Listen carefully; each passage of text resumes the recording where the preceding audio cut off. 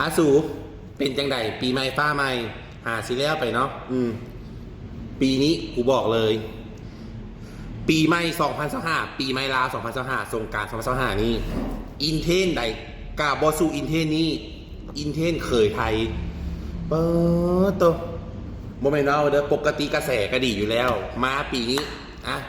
ในช่วงที่เขาเห็นเนาะปี2 ปีข้างหลังนี่เนาะคนลาวเขาไปที่อยู่ไทยหลายเนาะ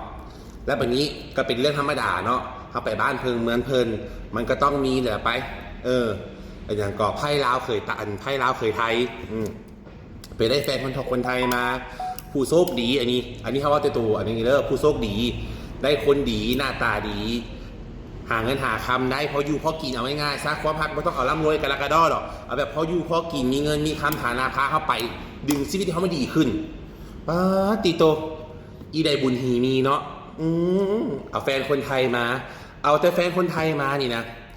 ยังเซิร์ชหน้าสู้ตาวงตระกูลเลยนะบอกตามซื้อโลดเซิร์ชหน้าสู้ตาวงตระกูลแล้วได้แฟนคนไทยได้คนรออีฐานะพออยู่พอกินโอ้โตขั้นอีใดแบบนี้นะหัวกระรวยหน้าตาก็ดีรถไงก็ขี่มาบ้านป้าติโตหีเงินหีคำเลยกูบอกเลยบอกว่าปฏิโตนพอเขาอีเมลนี่หน้าไงปานบานกระดุ้งสูบว่าต้องคิดอย่างไรคือถ้าพาเข้าสมมติถ้าพาเข้าเนาะพาเข้ายาวๆอย่างนั่งกินโต๊ะยาวๆหรือว่า2-3พาต่อกันก็ยาอันต่อหน้าเคยไทยนี่เด้อลาเป็ดกระ2 จาน3 จานข้าเป็ดสู่กระหู้อยู่เนาะอันแซ่บสุดเป็นอย่างก็หัวเป็ดมันสิมีหลายเป็นไหนข้าเป็ดข้าสมมติค่า2 ตัวพามามันก็ได้หัวนึงมันก็ได้แค่2 ตอนต่อหน้าเคยไทยเมื่อไอ้เคยลาวครับเพราะอันนี้เอาความจริงสู้กันเด้อบ่ได้หักหลังสร้างเบียงจะเป็นความจริงเด้อได้กินโครงเป็ดหัวเป็ดตีนเป็ดลาบหันก็ก้นหม้อลาบหันก้นหม้อแปลว่าอย่าง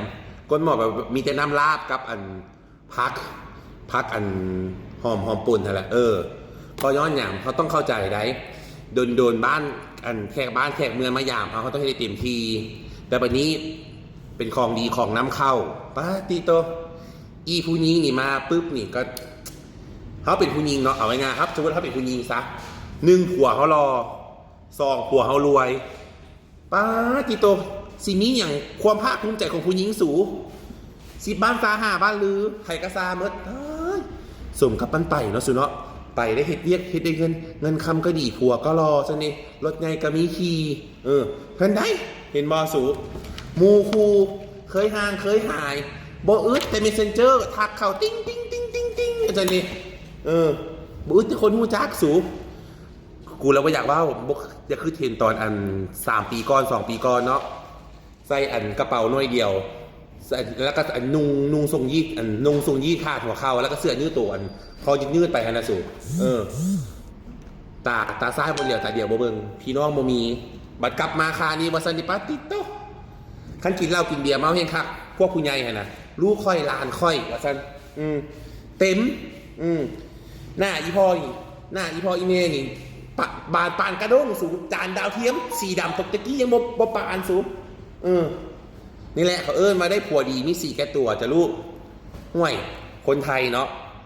ถือผู้รอผู้หน้าตาดีก็ธรรมดาแหละอย่างนี้ชีเทนเกาหลีมองดูดีนึกว่าวอนวินนั่นแหละโอ้ยยังไงจะต้องเอามาเป็นซับซิงอะไรเนี่ยกันสุดเสียว่าอีสาขับอาวุธแม่นกูอีสาอยากมีว่าผัวอยากมีโอเคบอกูบ่ได้ยุ่งยากกูว่าความจริงเลอโฟพิกอันนี้สูงวดลอตเตอรี่งวดวันที่1 เดือน 5 ปี2025มาแล้วมีทั้งใบเดียวแล้วก็สูตรนะจ๊ะติ๊กต็อกกันเลยจ้ะลอตเตอรี่และวันนี้สำหรับผู้ใดเนาะมีปัญหากินตอกกินเตาอูดมีเลยเตาทองกลับคืนมาขายแล้วเดี๋ยวอูดซีรีวิวให้ผู้ใดมีวงแขนเหม็นมีอัพมีกินออกกินอัพผู้หญิงเฮาเนาะมักลกขนขี้แห่และมันเป็นหนังกอกหนังไก่ย้อนยานตัวนี้ซอยได้พูดเอามาขายคืนแล้วเพราะว่าช่วงหนึ่งมันตกลงกันราคากันบ่ได้แล้วบ่ได้เอามาแต่ตอนนี้เอามาแล้วคนที่จำหน่ายในประเทศลาวมีบ่เพียงแค่บอกกี่คนกูกล้าว่ารถเตาทองของแท้เนี่ยกูจึงเอามาขายติดต่อที่เบอร์55 00215ปีนี้ปี2025เป็นปีของเคยไทยอีหลีแล้วดีใจในพวกเจ้า ปั่นคนอย่าได้ไปนั่นเด้อ